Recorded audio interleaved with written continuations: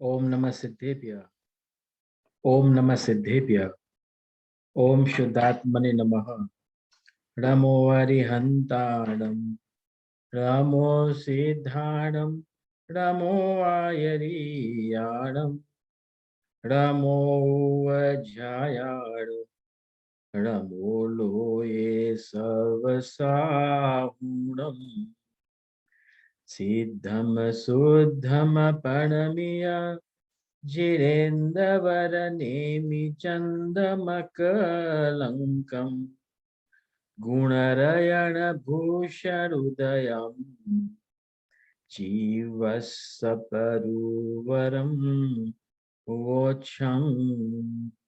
યશપાલજી ગુણસ્થાન વિવેચન પુસ્તક લખ્યું છે ધવલા ષટખંડાગમ કોમટ સારાદીના આધારે. એમાં આપણે ચોથું ગુણસ્થાન છે જેમનું નામ છે અવિરત સમ્યક્ત્વ ગુણસ્થાન. એમની પરિભાષા જોઈ અને વિસ્તારથી એમનું વર્ણન આપણે જોઈ રહ્યા છે. એમાં આપણે આ સમ્યક્ત્વ અપેક્ષા વિચાર એ પ્રકરણ ચાલુ કર્યું હતું. ફરીથી રીકેપ કરી લઈએ, ફરીથી વાંચીએ આપણે. સમ્યક્ત્વ અપેક્ષા વિચાર. ચોથા અવિરત સમ્યક્ત્વ ગુણસ્થાનમાં વિવિધ જીવોની અપેક્ષાથી ઔક્ષમિક, ક્ષયોક્ષમિક અને ક્ષાયિક આ ત્રણેય સમ્યક્ત્વ રહી શકે છે. એ ત્રણ પ્રકારના સમ્યક્ત્વ છે. એક જીવને એક સમયમાં એક જ સમ્યક્ત્વ રહે છે. ત્રણેય સમ્યક્ત્વોમાં યથાર્થ શ્રદ્ધારૂપ ધર્મની અપેક્ષાથી સમાનતા હોવા છતાં એ ત્રણેય સમ્યક દર્શનમાં યથાર્થ પ્રતીતિ છે, યથાર્થ શ્રદ્ધા છે, સમ્યક દર્શન સમાન છે, પણ અન્ય અપેક્ષાઓથી અસમાનતા પણ છે. પ્રથમ સમાનતા કહીએ છીએ. આપણે જોઈ લીધું હતું કે ત્રણેય સમ્યક્ત્વીના નવા કર્મોના બંધની અપેક્ષાએ સમાનતા છે. ત્રણેય સમ્યક્ત્વોમાં 41 પ્રકૃતિઓનો બંધ નથી થતો. આપણે જોયું હતું કે પહેલા ગુણસ્થાનમાં 16 પ્રકૃતિઓનો બંધ વિચ્છુતિ થાય છે, બીજા ગુણસ્થાનમાં 25 પ્રકૃતિઓની બંધ વિચ્છુતિ થાય છે, અને ત્રીજા ગુણસ્થાનમાં એકેય પ્રકૃતિની બંધ વિચ્છુતિ નથી થતી.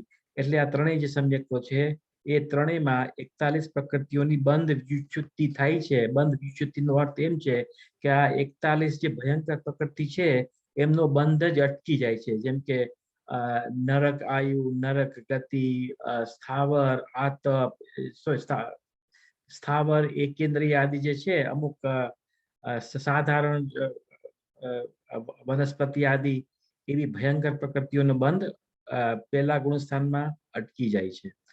અને ચોથા ગુણસ્થાનમાં 41 પ્રકૃતિઓ આવી રીતે બંધ વિચ્છુતિને પામે છે. બીજો પોઈન્ટ એ હતો ત્રણેય સમ્યક્ત્વી ચોથા ગુણસ્થાન વર્તી છે. ભલે ક્ષાયિક હોય, ભલે ઉપશમિક હોય, પરોક્ષોપશમિક હોય, છતાં પણ બધાનું ગુણસ્થાન સમાન છે, ચોથું ગુણસ્થાન છે. હવે અસમાનતા કહીએ છીએ. પ્રથમ ક્ષાયિક સમ્યક્ત્વની વિશેષતાથી બતાવીએ છીએ. ક્ષાયિક સમ્યક્ત્વની પહેલા 2 વાર ત્રિકરણ પરિણામ થાય છે. આપણે જોયું હતું કે ક્ષાયિક સમ્યક્ત્વ પહેલા 2 વાર ત્રિકરણ પરિણામ થાય છે. ત્રિકરણ પરિણામ એ વિશિષ્ટ પરિણામ છે, 3 જાતિના વિશિષ્ટ પરિણામ છે કે જેથી વિતરાગતાની વિશુદ્ધિ ઘણી વધી ગઈ હોય છે. એટલે આ 3 પરિણામના નામ છે અધપ્રવતકરણ, અપૂર્વકરણ અને અનિવૃત્તિકરણ. તો એને ત્રિકરણ પરિણામ કહેવામાં આવે છે.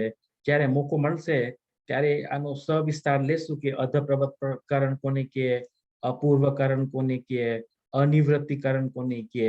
એ હમણાં નથી લેતા, પણ જ્યારે મોકો આવશે ત્યારે એ પણ આપણે લેશું કે આ 3 કરણ પરિણામ છે એમાં શું ફેર છે, શું તફાવત છે, એ પછી જ્યારે વિષય નીકળશે ત્યારે લેશું. પણ અહીં એમ કહેવા માંગે છે કે જે ક્ષાયિક સમ્યક દ્રષ્ટિ છે એ 2 વાર ત્રિકરણ પરિણામ કરે છે. પ્રથમ ત્રિકરણ પરિણામ દ્વારા અનંતાનુબંધી ચતુષ્યની વિસંયોજન થાય છે. એટલે જેટલી પણ સત્તામાં એમને અનંતાનુબંધી ક્રોધમાન માયા કર્મ પડ્યા છે એ બધા, એટલે પૂરેપૂરો લોટ અપ્રત્યાખ્યાના વર્ણ આદિમાં કન્વર્ટ થઈ જાય છે અને એમની સત્તામાં એકે પણ અનંતાનુબંધીના કર્મ પરમાણુ રહેતા નથી. એને વિસંયોજના કહેવામાં આવે છે. તો આ વિસંયોજના છે. તો પહેલા ત્રિકરણ પરિણામ કરે છે તો આ અનંતાનુબંધીની વિસંયોજના થાય છે. પછી દર્શન મોહનીયના નાશ માટે, દર્શન મોહનીય એટલે ત્રણેય પ્રકૃતિ, મિથ્યાત્વ, સમ્યક મિથ્યાત્વ અને સમ્યક પ્રકૃતિ એ ત્રણેયના નાશ માટે ત્રિકરણ પરિણામ થાય છે. એટલે પેલા ત્રિકરણ પરિણામ દ્વારા શેનો નાશ થાય છે? તો અનંતાનુબંધીનો નાશ થાય છે. પછી બીજી વાર ત્રિકરણ પરિણામ થાય છે ત્યારે દર્શન મોહનીયનો સત્તામાંથી નાશ થાય છે. એટલે ત્રણેય પ્રકૃતિ નાશ પામે છે. તો જ્યારે ઔપશમિક સમ્યક્ત્વ માટે એકવાર જ ત્રિકરણ પરિણામ આવશ્યક રહે છે. એટલે ઔપશમિક માટે તો બે વાર નથી જરૂર પડતી, પણ એક જ વાર ત્રિકરણ પરિણામ થાય છે ઔપશમિક સમ્યક દર્શન માટે. એટલે પેલા આ તફાવત બતાવ્યો કે શાયિક સમ્યક્ત્વ માટે તો બે વાર ત્રિકરણ પરિણામ છે અને ઔપશમિક માટે તો એક વાર જ ત્રિકરણ પરિણામ છે. બીજું, ઔપશમિક સમ્યક્ત્વીના સમ્યક્ત્વ વિરોધી સાતે પ્રકૃતિઓની સત્તા બની રહે છે. બીજો પોઈન્ટ શું છે કે જે ઔપશમિક સમ્યક દ્રષ્ટિ છે એમની આ જે સાત પ્રકૃતિઓ છે એમની સત્તા બની રહી છે. ભલે ઉપશમ પામ્યું છે એટલે ઉદય નથી. એટલે બંને અપેક્ષા સમાન ક્યાં છે? તો ઔપશમિક સમ્યક્ત્વમાં અને શાયિક સમ્યક્ત્વમાં સાતે પ્રકૃતિઓનો ઉદય નથી. તો આ એ સમાનતા થઈ. ઔપશમિક સમ્યક્ત્વમાં અને શાયિક સમ્યક્ત્વમાં સાતે પ્રકૃતિઓનો ઉદય નથી, પણ ઔપશમિક સમ્યક્ત્વમાં શું છે કે સત્તામાં તો સાત પ્રકૃતિઓ પડી હોય છે અને શાયિક સમ્યક્ત્વમાં આ સાતે પ્રકૃતિઓ મૂળ નાશ પામેલી હોય છે. સત્તામાંથી જ એમનો નાશ થઈ ગયો હોય છે. એટલે કહે છે કે ઔપશમિક સમ્યક્ત્વીના સમ્યક્ત્વ વિરોધી સાતે પ્રકૃતિઓની સત્તા બની રહે છે. આ સાતે પ્રકૃતિ ખબર પડી ગઈ છે કઈ છે? એક તો અનંતાનુબંધી ક્રોધમાન માયેલો, પછી દર્શન મોહનીયની ત્રણ એટલે મિથ્યાત્વ, સમ્યક મિથ્યાત્વ અને સમ્યક્ત્વ. એવી રીતે સાત પ્રકૃતિઓની સત્તા છે. એટલે જેની સત્તા છે એનો અર્થ શું થયો કે જેની સત્તા છે એ ફરીથી ઉદયમાં પણ પાછું આવી શકે. એટલે ઔપશમિક સમ્યક્ત્વથી પડી શકે તો છે, ત્યાંથી તો વમન થઈ શકે અને મિથ્યાત્વમાં આવી શકે છે. પણ શાયિક સમ્યક દર્શન થઈ ગયું તે ચોથા ગુણસ્થાનથી નીચે નથી પડતો. કેમ નીચે નથી પડતો? કારણ કે એમની આ સાતે પ્રકૃતિઓનો નાશ થઈ ગયો છે. એટલે સત્તામાં જ નથી તો ઉદયમાં કેવી રીતે આવશે? એમ એ આટલો આ ફેર છે. બીજો પોઈન્ટ એમ છે કે ઔપશમિક સમ્યક્ત્વનો કાળ કેટલો છે તથા આ કાળ પણ અંતર મુહૂર્ત માત્ર છે. ઔપશમિકનો કાળ કેટલો છે? અંતર મુહૂર્ત માત્ર છે. અને શાયિક સમ્યક દ્રષ્ટિનો કાળ કેટલો છે? તો ઘણો વધારે છે. જો આગળ છે, જ્યારે શાયિક સમ્યક્ત્વીના સમ્યક્ત્વ વિરોધી સાત પ્રકૃતિઓની સત્તા નથી. એટલે ઔપશમિકમાં સત્તા છે અને શાયિકમાં આ સાતે પ્રકૃતિઓની સત્તા નથી. અને કાળ સાદી અનંત છે, તેથી નિત્ય છે. આ સાદી અનંત કાળ છે એ મુક્ત જીવની અપેક્ષાથી સાદી અનંત. સંસારીની અપેક્ષા તો કેટલો કાળ છે? તો સાધિક 33 સાગર જેટલો ઉત્કૃષ્ટ કાળ એનો હોય છે. એટલે સાધિક 33 સાગર સુધી સંસારી જે શાયિક સમ્યક દ્રષ્ટિ જીવ છે એનો ઉત્કૃષ્ટ કાળ સાધિક 33 સાગર છે. અને ઔપશમિક સમ્યક દ્રષ્ટિનો ઉત્કૃષ્ટ કાળ પણ એક અંતર મુહૂર્ત માત્ર જ છે. એટલે આ બીજી એક વિશેષતા થઈ ઉપશમ સમ્યક્ત્વ અને શાયિક સમ્યક્ત્વ વચ્ચે. પછી ત્રીજો પોઈન્ટ, શાયિક સમ્યક દ્રષ્ટિ સમયે સમયે ગુણ શ્રેણી નિજરા કરે છે. એટલે શું અર્થ આનો થાય છે કે જે શાયિક સમ્યક દ્રષ્ટિને પામ્યો છે એમની હર સમયે શું થાય છે? ગુણ શ્રેણી નિજરા થાય છે. ગુણ શ્રેણીનો અર્થ એટલે કે વર્તમાનમાં માની લ્યો કે વર્તમાનમાં દ્રષ્ટાંત લઈએ તો 5 પરમાણુની નિજરા થાય છે. પછી બીજે સમયે કેટલી નિજરા થાય છે? તો 5 ગુણ્યા 5 25 ની થાય છે નિજરા. તો આને ગુણ શ્રેણી કહેવામાં આવે છે. તો ગુણ શ્રેણીનો અર્થ એટલે મલ્ટિપ્લિકેશન વાર એમની ગુણ શ્રેણી થાય છે. પછી ત્રીજા સમયમાં કેટલી થશે? તો 25 ટાઈમ્સ 5 125 પ્રકૃતિ નિજરા થશે. પછી 125 ટાઈમ્સ 5 એવી રીતે એની ગુણ શ્રેણી નિજરા થાય છે. એટલે હર સમયે જેટલા પરમાણુ નિજરે છે એની સંખ્યા વધે છે. કેવી રીતે વધે છે? તો ગુણ શ્રેણી રૂપે વધે છે, મલ્ટિપ્લિકેશન થી એ વધે છે સંખ્યા. એટલે કર્મ અપેક્ષા તો હર સમયે અસંખ્યાત ગુણી નિજરા થાય છે અને જીવના પરિણામ હર સમયે વિશુદ્ધ થતા જાય છે. તો એ શાયિક સમ્યક દ્રષ્ટિ ને આમ થાય છે. પણ જે પેલું જે ઔપચારિક સમ્યક દ્રષ્ટિ છે એમાં ગુણ શ્રેણી થવું જરૂરી નથી. આગળ હા બોલો. આપણે એલું એમ આવે છે કે સૈનિક રાજાનો જીવ છે એને છેલ્લી ઘડીએ હી કમિટેડ સુસાઇડ, ઓલો હીરો ચૂસી લીધો.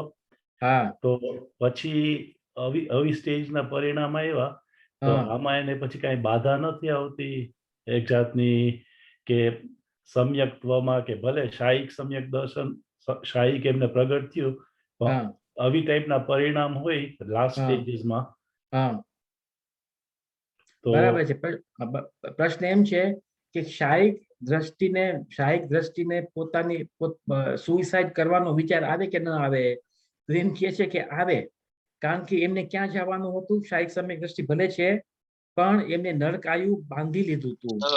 એટલે એમનો દેહ ક્યાં પરિણામમાં છૂટવાનો હતો? તો સંશ્લેષ પરિણામમાં છૂટવાનો હતો. વિશુદ્ધ પરિણામમાં છૂટશે તો દેવગતિમાં જાય, પણ એમના દેહ પ્રાણ ક્યારે છૂટવાના હતા? સંશ્લેષ પરિણામમાં છૂટવાના હતા, કારણ કે નરક આયુ એમને બાંધી લીધું હતું. એટલે નરગતિ બાંધી લીધી હતી, નરક આયુ બાંધી લીધું હતું, નરકમાં જવાના હતા. એટલે મરણ સમયે પણ એવા પરિણામ થઈ જાય છે. પણ છતાં પણ શાયિક સમ્યક દર્શનને કઈ બાધા નથી પહોંચતી.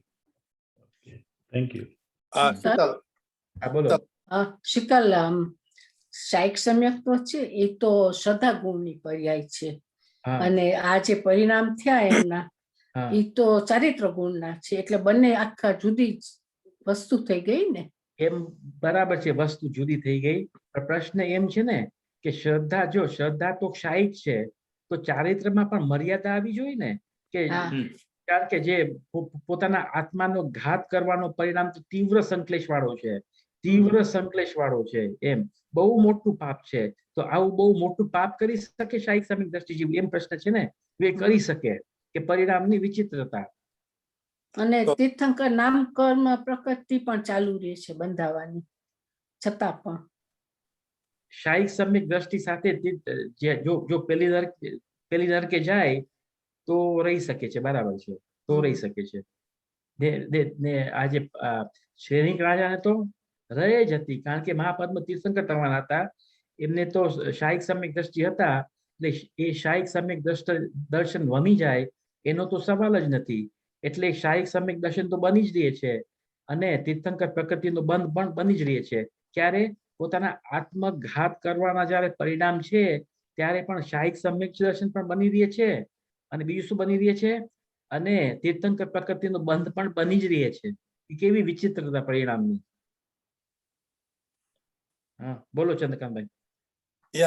Following from this talk about the suicide thing, તો એવું સમજાય છે કે ચારિત્રની અપેક્ષાએ સમ્યક દ્રષ્ટિને કોઈ લિમિટેશન નથી.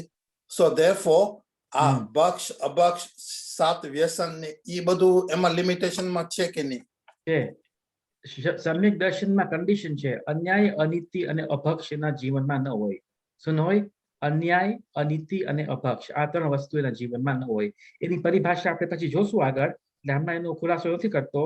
પણ એમનો અન્યાય પણ ન હોય, અનીતિ પણ ન હોય, ને અભક્ષ પણ ન હોય એમના જીવનમાં. આ ત્રણેય હશે તો એ સમ્યક દ્રષ્ટિ થવાને પાત્ર નથી. તો આત્મઘાત કરે અન્યાયમાં આવે કે ના આવે? ન આવે, ન આવે. જોશું એની પરિભાષા આગળ જોશું શું છે.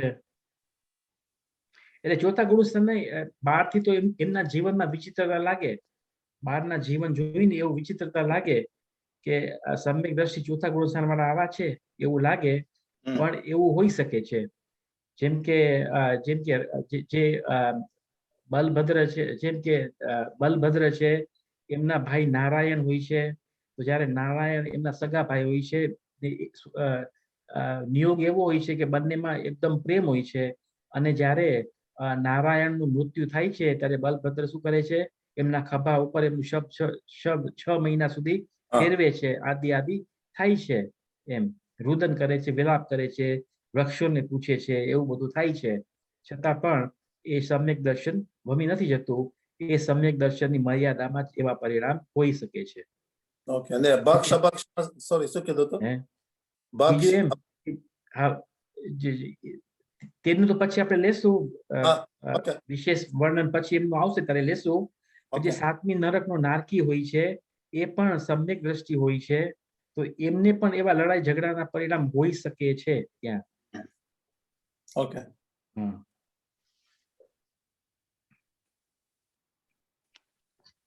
જ્યારે ભરત ચક્રવર્તીએ બાહુબલી ઉપર ચક્ર છોડ્યો ત્યારે મનુષ્ય પર્યાય વાળા જીવને મારવાનો ભાવ તો થયો હતો કે નતો થયો? છતાં પણ એ સમ્યક દ્રષ્ટિ હતા. આગળ નંબર 4, પૂર્વમાં મનુષ્ય કે તિર્યંજ આયુનો બંધ ન હોવાની દશામાં તે જ ભવમાં અથવા ત્રીજા જ ભવમાં મોક્ષ પ્રાપ્ત કરે છે. કોણ પ્રાપ્ત કરે છે? તો કહે છે કે શાયિક સમ્યક દ્રષ્ટિ જીવ. શાયિક સમ્યક દ્રષ્ટિ જીવ મિથ્યાત્વ, પહેલા તો મિથ્યાત્વમાં હતો ત્યારે એમને મનુષ્ય કે તિર્યંજ આયુ ન બાંધ્યું હોય અને પછી એમને સમ્યક દર્શન બાંધ્યું પાઈમાં, પછી સૂક્ષ્મ સમ્યક દર્શન થયું, પછી શાયિક સમ્યક દર્શન થયું અને તો એમને ઉત્કૃષ્ટ ભવ કેટલા હોય છે? કાં તો તે જ ભવે એ મોક્ષ થઈ શકે છે, કાં તો ત્રીજા ભવે મોક્ષ જશે, કાં તો નરકમાં જઈ મનુષ્યમાં આવીને મોક્ષ જશે, કાં તો સ્વર્ગમાં જઈ પછી મનુષ્યમાં આવી અને મોક્ષે જશે. તો એના 3 જ ભવ હોય છે. શાયિક સમ્યક દ્રષ્ટિના વધારે ભવ નથી હોતા. અને કદાચ મિથ્યાત્વમાં એમને મનુષ્ય કાં તો તિર્યંજ આયુ બાંધ્યું હોય તો શું થાય છે કે એ દેવ થઈ, એ ભોગભૂમિમાં જાય છે. ભોગભૂમિમાં તિર્યંજ થાય છે કાં તો મનુષ્ય થાય છે. શાયિક સમ્યક દર્શન લઈ જાય છે એટલે એ પહેલા તો ભોગભૂમિમાં જાય છે, ભોગભૂમિમાંથી દેવમાં જાય છે, સુધર્મ ઈશાન સ્વર્ગમાં જાય છે, પછી મનુષ્યમાં આવે છે અને પછી સિદ્ધ પદને પ્રાપ્ત કરે છે. તો એવી રીતે એમના 4 ભવ થઈ જાય છે. બોલું જ ક્યાં ઠીકો?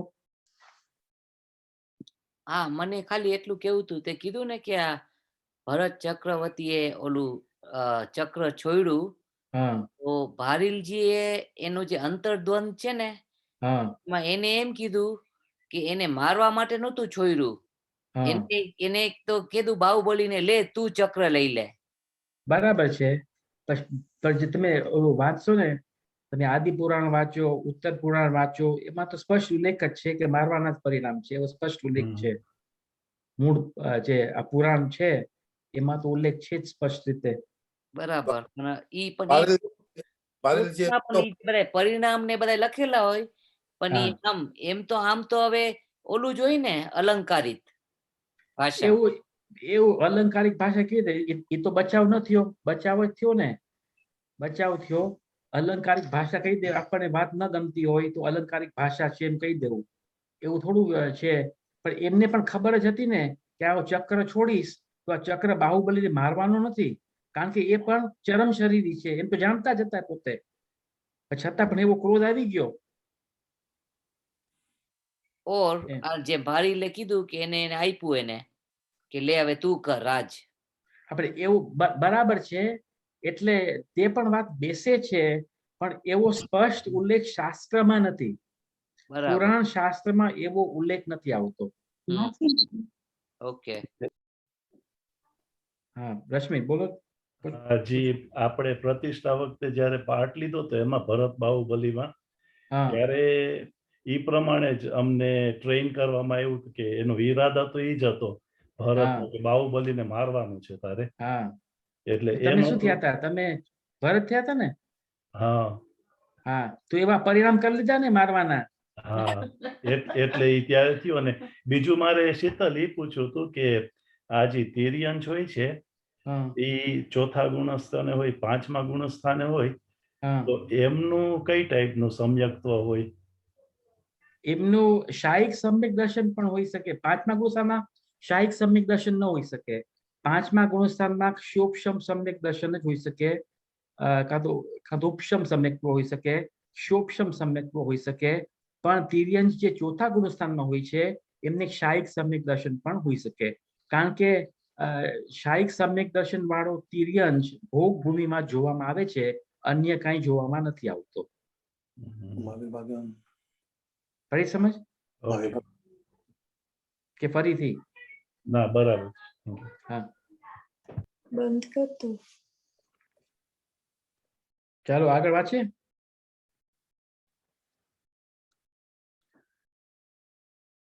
એટલે પૂર્વમાં મનુષ્ય કે તિર્યંશ આયુનો બંધ ન હોવાની દશામાં તે જ ભવમાં અથવા ત્રીજા જ ભવમાં મોક્ષ પ્રાપ્ત કરે છે. હવે શાયોપશમિક સમ્યક્ત્વની અપેક્ષાએ અસમાનતાને કહે છે.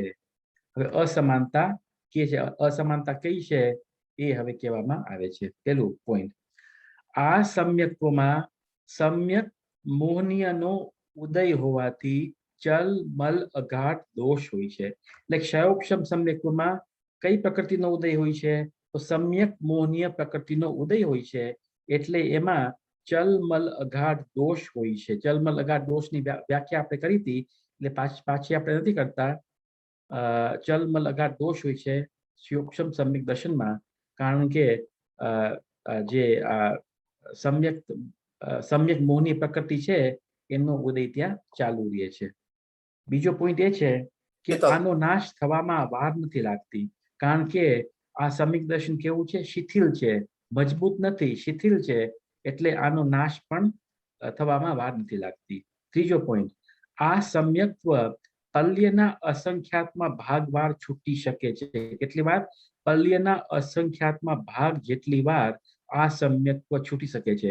એટલે કોઈ જીવ ક્ષયોપશમ સમ્યક દ્રષ્ટિ છે, પાછો મિથ્યાત્વમાં આવ્યો, પાછો ક્ષયોપશમ સમ્યક દ્રષ્ટિ થઈ ગયો, પાછો મિથ્યાત્વમાં આવ્યો, પાછો ક્ષયોપશમ સમ્યક દ્રષ્ટિ થઈ ગયો. કેટલી વાર થઈ શકે એવી રીતે? અસંખ્યાત વાર થઈ શકે. એટલે પલ્યના અસંખ્યાતમાં ભાગ જેટલા અસંખ્યાત વાર આવું થઈ શકે છે એમ કહેવામાં આવે છે. ચોથો પોઈન્ટ આ છે, આને માટે ત્રિકરણ પરિણામ આવશ્યક નથી. એટલે ક્ષયોપશમ સમ્યક્ત્વ માટે ત્રિકરણ પરિણામ આવશ્યક નથી. તો ત્રણેય સમ્યક્ત્વ છે, સૌથી વધારે ત્રિકરણ કયા સમ્યક્ત્વ માટે છે? શાયિક. શાયિક માટે. પછી નંબર 2 માં ઉપશમ. ઉપશમમાં એક વાર છે, અને ક્ષયોપશમ માટે એમની જરૂર નથી એમ કે છે. પોઈન્ટ નંબર 5, શાયોપશમિક સમ્યક્ત્વમાં ગુણ શ્રેણી નિજરા થતી નથી. આ કારણથી આ સમ્યક્ત્વની સાથે શ્રેણી ચડવાનો અપૂર્વ પુરુષાર્થ નથી થઈ શકતો. શું કે છે કે ક્ષયોપશમ સમ્યક્ત્વમાં ગુણ શ્રેણી નિજરા નથી, કારણ કે એ સમ્યક્ત્વમાં મેલ છે, કચાશ છે, એટલે ત્યાં એને શ્રેણી ચડવામાં ક્ષયોપશમ સમ્યક દર્શન સાથે શ્રેણી ચડી નથી શકતો, કારણ કે આ સમ્યક્ત્વમાં કચાશ છે. હા, બોલો રશ્મિનભાઈ. આપણે જે આમાં ક્ષયોપશમમાં કીધું કે આ ત્રિકરણ નથી ઓલું, તો ઇઝ ધેટ ડિફરન્ટ ફ્રોમ ઓલી 5 લબ્ધિમાં કરણ લબ્ધિ હોય છે? ઇઝ ધ ત્રિકરણ બ્રેકડાઉન ઓફ ધેટ કરણ લબ્ધિ? એટલે કરણ લબ્ધિમાં આ 3 કરણ પરિણામ થાય છે, એટલે જીવ ઉપશમ સમ્યક દ્રષ્ટિ થાય છે.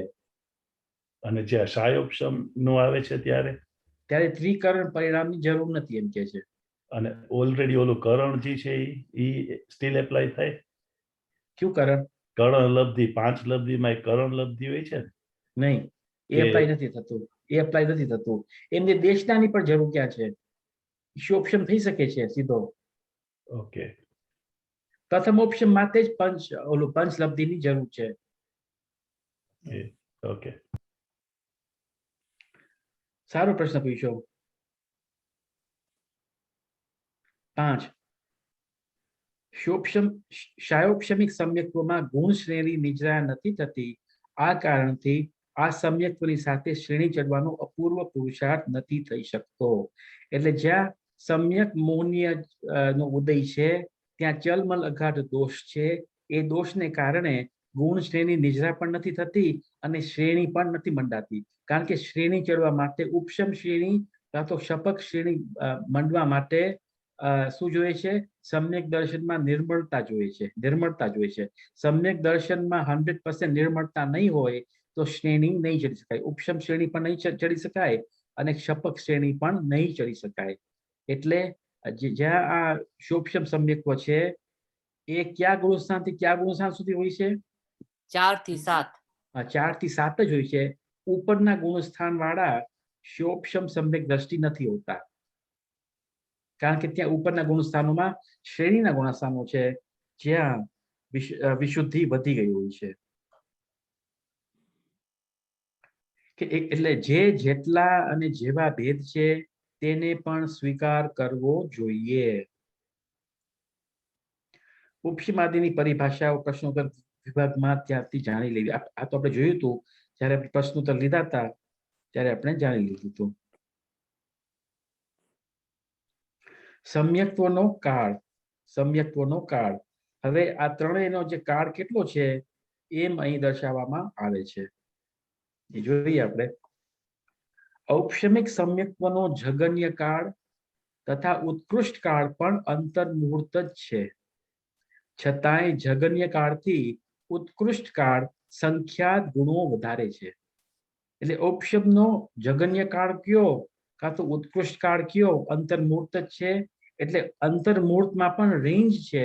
એટલે ઘણા ઔપશમ સમ્યક દ્રષ્ટિ હોય છે એમને અંતર્મુહૂર્ત જગન્ય કાળ હોય છે, ઘણા ઔપશમિક સમ્યક દ્રષ્ટિને કેવો કાળ હોય છે તો ઉત્કૃષ્ટ કાળ પણ હોઈ શકે, ઘણા ઔપશમિક સમ્યક દ્રષ્ટિને મધ્યમ કાળ પણ હોઈ શકે એમ કહેવામાં આવે છે.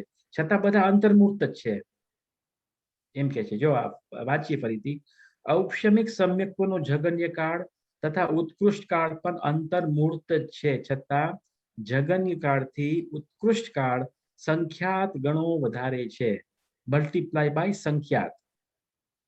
એટલે જગન્ય કાળ જે છે મલ્ટીપ્લાય બાય સંખ્યાત એનો ઉત્કૃષ્ટ કાળ થઈ જાય છે, પછી પણ અંતર્મુહૂર્ત જ કાળ એમ કે છે. અંતર્મુહૂર્ત કાળના અસંખ્યાત ભેદ છે, માટે તેના નાનું અંતર્મુહૂર્ત, મોટું અંતર્મુહૂર્ત, મધ્યમ અંતર્મુહૂર્ત એવા અનેક ભેદ છે. જગન્ય અંતર્મુહૂર્ત કેટલું છે? હવે આ તો આવડવું જોઈએ. જગન્ય અંતર્મુહૂર્ત કેટલું? 2 કે 3 સમય. હે નહીં, આવલી પ્લસ 1 સમય. આવલી પ્લસ 1 સમય એ જગન્ય અંતર્મુહૂર્ત છે. અને ઉત્કૃષ્ટ અંતર્મુહૂર્ત કેટલું છે? 66 સાગર. ના, 48 મિનિટ માઇનસ 1 સમય. સમય. હા, 48 મિનિટ્સ માઇનસ 1 સમય એ ઉત્કૃષ્ટ અંતર્મુહૂર્ત છે. આગળ, ક્ષયોપશમિક સમ્યક્ત્વનો જગન્ય કાળ માત્ર અંતર્મુહૂર્ત છે. એટલે કોઈ જીવ મિથ્યા દ્રષ્ટિમાંથી ક્ષયોપશમ સમ્યક્ત્વમાં જઈ શકે છે અને અંતર્મુહૂર્ત કાળ ક્ષયોપશમ સમ્યક્ત્વમાં રહે છે અને પાછો એ જીવ મિથ્યા દ્રષ્ટિ થઈ જાય છે, કાં તો એ ત્રીજા ગુણસ્થાનમાં આવે છે, એવું પણ બની શકે છે. અને ઉત્કૃષ્ટ કાળ 66 સાગર છે. શેનો કાળ છે? ક્ષયોપશમ સમ્યક્ત્વનો ઉત્કૃષ્ટ કાળ 66 સાગર છે. એટલે 66 સાગર શેનો કાળ છે? તો ક્ષયોપશમ સમ્યક્ત્વનો કાળ છે, ચોથા ગુણસ્થાનનો નહીં. આ સાંભળજો ધ્યાનથી. 66 સાગર છે એ ચોથા ગુણસ્થાનનો કાળ નથી, પણ ક્ષયોપશમ સમ્યક દર્શનનો કાળ છે. એટલે મુનિરાજ પણ થઈ શકે, પંચમ ગુણસ્થાન વાળા પણ થઈ શકે. એ ટોટલ 66 સાગર છે. ને ચોથા ગુણસ્થાનનો ક્ષયોપશમનો ઉત્કૃષ્ટ કાળ કેટલો છે? તો સાધિક 33 સાગર જેટલો જ છે. આ વાત પડી સમજ કે નહીં? સાધિક એટલે થોડોક વધારે, થોડોક વધારે. વત્તા અધિક, થોડોક વધારે. ઓકે. હા, કે છે અથવા એક અંતર્મુહૂર્ત ઓછા એક 66 સાગર પછી એક અંતર્મુહૂર્ત માટે મિશ્ર ગુણસ્થાનમાં આવીને ફરીથી ક્ષયોપશમિક સમ્યક્ત્વની સાથે 66 સાગર સુધી રહી શકે છે. શું કે છે? કોઈ જી માનો મિથ્યા દ્રષ્ટિ છે અને પછી એમને ઉપરના ગુણસ્થાનોમાં મૂકેલા આપણે, તો એ ઉપરના ગુણસ્થાનોમાં મેક્સિમમ કાળ કેટલા કાળ સુધી રહી શકે છે? મેક્સિમમ કાળ કેટલા કાળ સુધી રહી શકે છે ઉપરના ગુણસ્થાનોમાં? એટલે શું પ્રશ્ન છે કે મિથ્યાત્વનો ઉત્કૃષ્ટ અંતર કેટલો છે એમ પ્રશ્ન છે. પ્રશ્ન સમજમાં આવે છે કે નહીં? મિથ્યાત્વનો ઉત્કૃષ્ટ અંતર કેટલો છે? જેમ કે અંતરનો અર્થ શું છે કે જેમ કે આપણે બપોરે 12 વાગે ખાધું, પછી સાંજના પાછા 5 વાગે જમવા બેઠા, તો કેટલા કાળનું અંતર છે? 5 કલાકનું અંતર છે. એવી જ રીતે માની લ્યો કે કોઈક જીવ મિથ્યા દ્રષ્ટિ છે અને પછી એમને પાછું આપણે મિથ્યાત્વમાં લાવવું છે ઉત્કૃષ્ટ કાળ પછી. એટલે ઉત્કૃષ્ટ કાળ માટે એમને ઉપરના ગુણસ્થાનોમાં મોકલવો છે. તો કેટલો ઉત્કૃષ્ટ કાળ છે એની અહીં વાત છે. સમજ ના 66 સાગર નહીં, 132. હા 132 સાગર નો કેવી હિસાબ આવે છે? તો એક તો 66 સાગર, 66 સાગર એટલે એક શ્યોપશમ સમ્યક્તોનો કાળ છે. પછી એક અંતર્મુહૂર્ત માટે એ ત્રીજા ગુણસ્થાનમાં જાય છે અને પછી પાછો 66 સાગર માટે એક શ્યોપશમ સમ્યક્તોમાં જાય છે. એવી રીતે 132 સાગર આ ઉત્કૃષ્ટ કાળ છે. જેનો ઉત્કૃષ્ટ કાળ છે તો મિથ્યાત્વ ગુણસ્થાનનો અંતરનો ઉત્કૃષ્ટ કાળ છે. ફરીથી વાંચીએ જો, ક્ષયોપશમિક સમ્યક્તોનો જગન્ય કાળ માત્ર અંતર્મુહૂર્ત છે અને ઉત્કૃષ્ટ કાળ 66 સાગર છે, બરાબર? અથવા એક અંતર્મુહૂર્ત ઓછા એક 66 સાગર પછી એક અંતર્મુહૂર્ત માટે મિશ્ર ગુણસ્થાનમાં આવીને ફરીથી ક્ષયોપશમિક સમ્યક્તોની સાથે 66 સાગર સુધી રહી શકે છે. આવા સમજમાં આવે છે કે નહીં? પેલા 66 સાગર રહે છે, પછી એક અંતર્મુહૂર્ત માટે મિશ્રમાં જાય છે, પછી પાછા 66 સાગર સમ્યક આમ ક્ષયોપશમિક સમ્યક થાય છે, એમ ને? Almost, not quite, almost. ઓ પેલા 66 સાગર છે, પેલા 66 સાગર છે ને, એનો 1 અંતર્મુહૂર્ત કાળ કાપી લ્યો. Okay okay. પેલા સમ્યક્તોનો કેટલો કાળ છે? 66 સાગર માઇનસ 1 અંતર્મુહૂર્ત. જેટલો માઇનસ અંતર્મુહૂર્ત કર્યો ને એ ત્રીજા ગુણસ્થાનનો કાળ થઈ ગયો. એ શું? ત્રીજા ગુણસ્થાનનો કાળ થઈ ગયો. ત્રીજા ગુણસ્થાનનો કાળ થઈ ગયો. પછી પાછો 66 સાગર કાળ થઈ ગયો. એટલે ટોટલ આવે છે 132 સાગર કાળ. એમ પડી સમજ?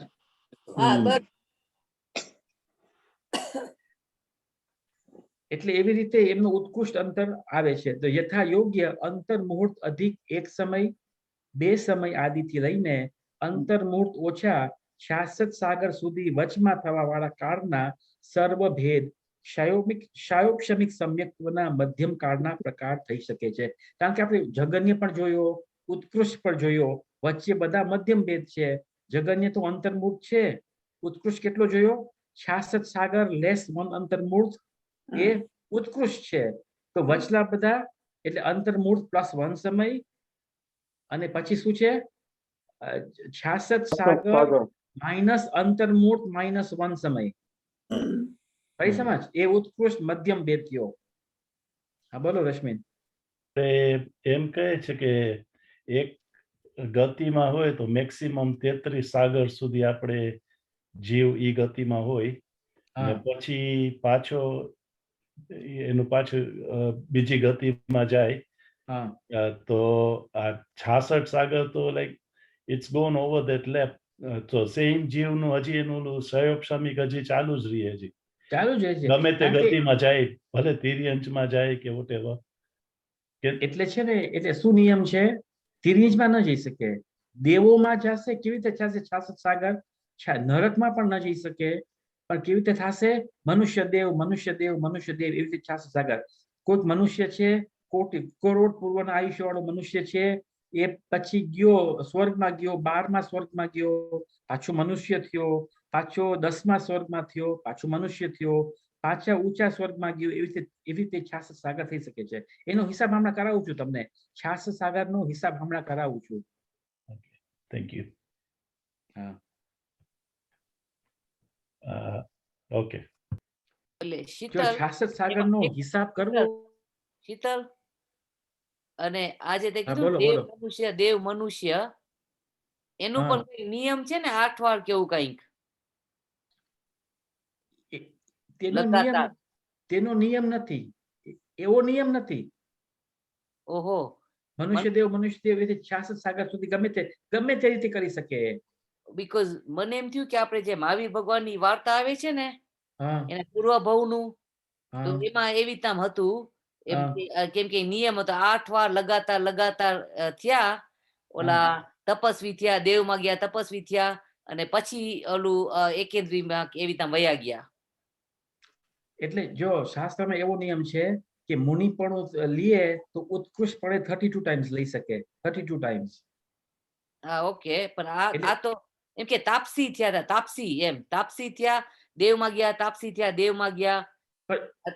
તાપસી થયા એ તો મિથ્યા દ્રષ્ટિ જતા ને.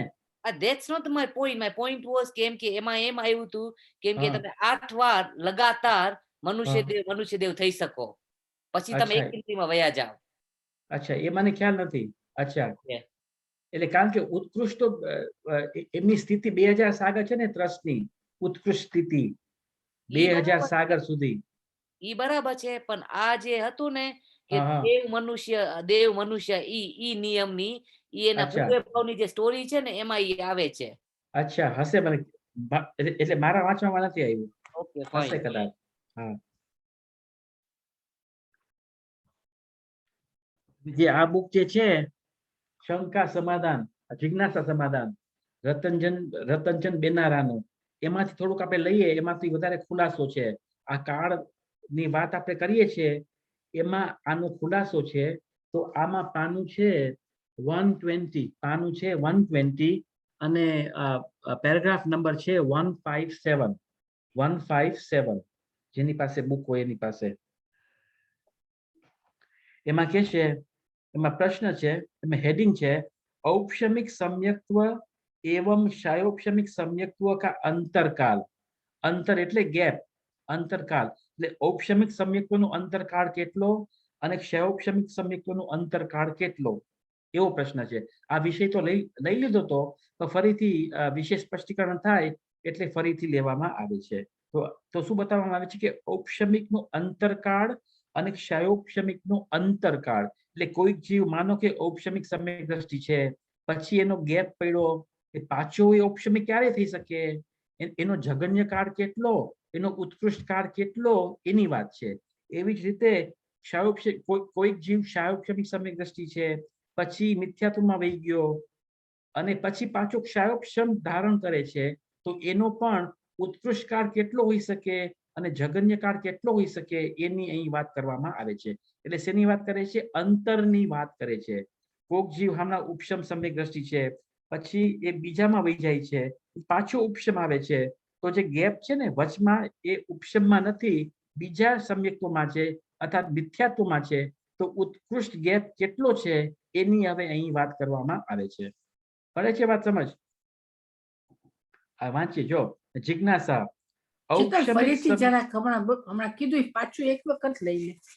હા, એટલે આપણે શું શેની વાત કરીએ છીએ કે ઔપશમિક સમ્યક્ત્વ અને ક્ષયોપશમિક સમ્યક્ત્વનો અંતરકાળ અને કાળમાં ફેર છે.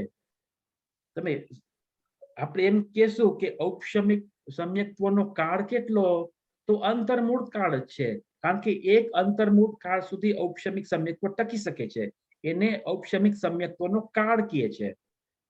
અને ઔપશમિક સમ્યક્ત્વનો અંતરકાળ કોને કહે છે કે કોઈક જીવ ઔપશમિક સમ્યક દ્રષ્ટિ છે, પછી અન્ય ઠેકાણે વહી ગયો અને પાછો એ ઔપશમિક સમ્યક્ત્વમાં આવ્યો, તો વચમાં જે ગેપ પડે છે એને અંતર કહેવામાં આવે છે. તો એ ગેપનો ઉત્કૃષ્ટ અંતર કેટલો છે અને જગન્ય અંતર કેટલો છે એ અહીં સમજાવવામાં આવે છે. આ વિષય તો કવર તો કર્યો છે, તો ફરીથી લઈએ છીએ ક્લેરિટી માટે. હા, બોલો. અંતરમાં બે રીતના લેવાનું છે ને, it could be either going down or going up. ગમે તે રીતે જ્યારે અંતર કહે છે ત્યારે તમે ગમે તે રીતે અંતર કરી શકો છો, પણ મેક્સિમમ હોવો જોઈએ કાં તો મિનિમમ હોવો જોઈએ, ગમે તે કયો. જેમ કે કોઈક મિથ્યા દ્રષ્ટિ છે અને મિથ્યાત્વમાંથી ઉપરના ગુણસ્થાનોમાં ગયો, પછી પાછો એ મિથ્યાત્વ ગુણસ્થાનમાં આવે છે, તો કેટલા કાળ પછી આવે છે તમે ગમે ત્યાં મૂકી શકો છો એને. Okay. કે કાં તો કોઈ ચોથા ગુણસ્થાનમાં છે તો ચોથા ગુણસ્થાનનો આપણે અંતર કરવો છે, તમે ગમે ત્યાં મોકલી શકો છો, પાંચમામાં પણ મોકલી શકો છો, પહેલામાં પણ મોકલી શકો છો, ગમે ત્યાં એને મોકલી શકો છો. તો એ ગેપ એવી રીતે તૈયાર થાય છે. પણ ચોથામાં ન હોવો જોઈએ એમ, એનો ગેપ. એટલે જો ચોથામાં પેલો છે, પછી ગેપ છે, પછી પાછું એ ચોથામાં આવશે, એને ગેપ કહેવામાં આવે છે. એટલે 2 વાર ચોથું ગુણસ્થાન આવવું જોઈએ, કાં તો 2 વાર ઔપચારિક સમ્યક્ત્વ આવવું જોઈએ. એની વચલો જે ગેપ છે, ટાઈમ પીરિયડ છે, એને અંતર કહેવામાં આવે છે. બરાબર. તો એ વાંચીએ આપણે, કેટલું પૂરું થશે મને ખબર. प्रश्न जिज्ञासा औपशमिक सम्यक्त्व एवं क्षयोपशमिक सम्यक्त्व छूटने के बाद पुनः कब हो सकता है? एक बार औपशमिक सम्यक्त्व छूटी गयो અને क्षयोपशम सम्यक्त्व छूटी गयो तो पाछे क्यारे थाय? इनके दूसरी बार होने का अंतरकाल कितना है? पाछू औपशमिक सम्यक्त्व थाय का तो पाछू क्षयोपशमिक सम्यक्त्व थाय तो एनु अंतरकाल केटलू छे? यह कितनी बार तक होकर छूट सकता है? એટલે ઔપશમિક सम्यक्त्व કેટલી વાર થઈ શકે, क्षयोपशम सम्यक्त्व કેટલી વાર થઈ શકે, એવો પ્રશ્ન છે. તો એમાં સમાધાન, उपशम सम्यक्त्व के 2 भेद है. जो જરાક આ સૂક્ષ્મ વિષય થઈ જાય છે. उपशम सम्यक्त्व के 2 भेद है, प्रथमोपशम एवं द्वितीयोपशम. उपशम सम्यक्त्वના કેટલા ભેદ છે? 2 ભેદ છે. એક તો પ્રથમોપશમ જે અનાદિ મિથ્યા દ્રષ્ટિ જીવ કાં તો સાદી મિથ્યા દ્રષ્ટિ જીવ જે છે એ સમ્યક દર્શન પ્રાપ્ત કરે છે, એને પ્રથમોપશમ સમ્યક્ત્વ કહેવામાં આવે છે. બરાબર. અને જે क्षयोपशम सम्यक દ્રષ્ટિ જીવ છે, 7મા ગુણસ્થાન વાળા क्षयोपशम सम्यक દ્રષ્ટિ જીવ છે, એ શું કરે છે? એ શ્રેણીની તૈયારી કરે છે, ઉપશમ શ્રેણીની તૈયારી કરે છે. તો એને દ્વિતીયોપશમ સમ્યક્ત્વ કહેવામાં આવે છે. દ્વિતીયોપશમ સમ્યક્ત્વ કહેવામાં આવે છે. તો એનો पहला तो एम के छे कि उपशम सम्यक्त्व के 2 भेद है, प्रथमोपशम एवं द्वितीयोपशम. इनमें से प्रथमोपशम सम्यक्त्व छूटने के बाद जगन्य से पल्य के असंख्यातवे भाग काल तथा उत्कृष्ट से कुछ कम अर्ध पुद्गल परावर्तन काल व्यतीत होने पर हो सकता है. શું કહે છે કે એક જીવ માની લ્યો કે ઉપશમ સમ્યક દ્રષ્ટિ જીવ છે અને પાછો એમને મિનિમમ ટાઈમમાં પાછો ઉપશમ સમ્યક્ત્વ પ્રાપ્ત કરાવવું છે. તો એ મિનિમમ ટાઈમ કેટલો છે? તો કહે છે કે પલ્યનો અસંખ્યાતમો ભાગ છે, એટલે અસંખ્યાત વર્ષ છે. એટલે અસંખ્યાત વર્ષ પછી જ એ બીજી વાર ઉપશમ સમ્યક્ત્વ એટલે પ્રથમ ઉપશમ સમ્યક્ત્વ પ્રાપ્ત કરી શકે છે, એના પહેલા નહીં. પડી વાત? એટલે કેટલો અસંખ્યાત? પલ્યનો અસંખ્યાતમો ભાગ જેટલો. તો આ મિનિમમ છે. અને મેક્સિમમ કાળ કેટલો છે? તો અર્ધ પૂતગલ પરાવર્તનથી થોડોક ઓછો. જો આ કેવી રીતે હોઈ શકે? કારણ કે કોઈ જીવ ઉપશમ સમ્યક દ્રષ્ટિ જીવ છે, પછી આપણે એમને મિથ્યાત્વમાં નાખી દઈએ અને મિથ્યાત્વમાં પહેલા તો એમને સમ્યક દર્શન પ્રાપ્ત કરી લીધું છે, પછી એ જીવ મિથ્યાત્વમાં ગયો છે, તો હવે એ સંસારમાં કેટલા ટાઈમ સુધી રખડશે? મેક્સિમમ હા. તો એટલે એ પેલા ગુણસ્થાનમાં ગયો, પેલા ગુણસ્થાનમાં અર્ધ પૂતગલ પરાવર્તન કાળ સુધી એ રહ્યો, અને પછી જ્યારે એને સિદ્ધ દશા પ્રાપ્તિનો કાળ નજીક આવ્યો ત્યારે પાછો એ ઉપશમ સમ્યક્ત્વને પ્રાપ્ત કરે છે. તો આ મેક્સિમમ ટાઈમ થયો અર્ધ પૂતગલ પરાવર્તન. અને મિનિમમ ટાઈમ છે કેટલો છે? પલ્યનો અસંખ્યાતમો ભાગ. એવી રીતે આ જરાક લાંબો વિષય છે, થોડોક સૂક્ષ્મ વિષય છે, એટલે પછી જ રાખશું આ વિષય. હમણાં કોઈને પ્રશ્ન ન હોય તો અહીં પૂર્ણાવતી કરીએ. બીજી એક અનાઉન્સમેન્ટ છે કે નેક્સ્ટ વીક સ્વાધ્યાય નહીં રહે. નેક્સ્ટ વેનસડે કે નેક્સ્ટ ફ્રાઈડે સ્વાધ્યાય નથી.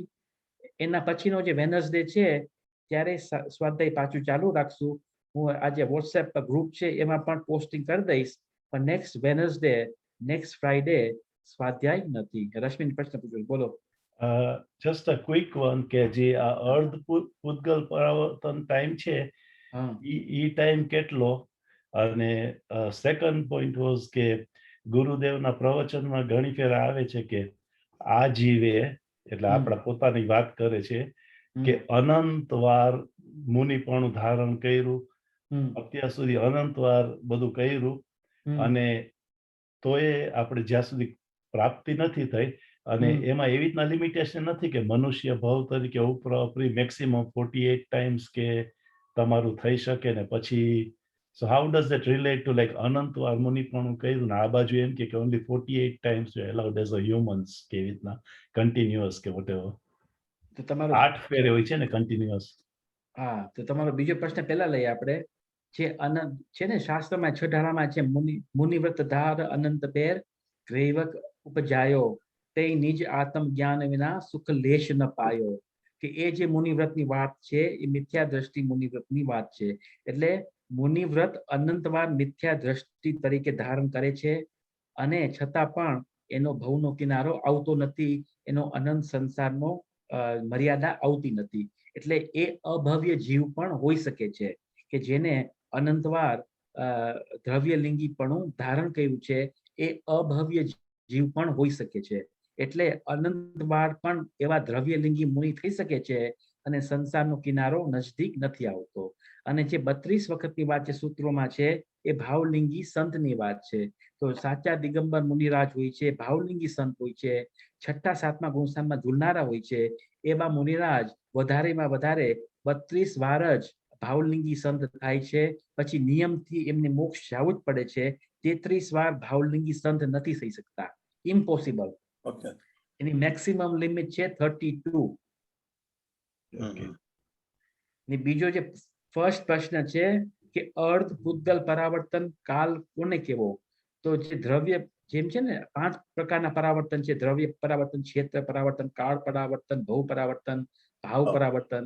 તો જે દ્રવ્ય પરાવર્તન જે પેલો જે છે એમનો હાફ ટાઈમ એને અર્ધ પૂતગલ પરાવર્તન કહેવામાં આવે છે.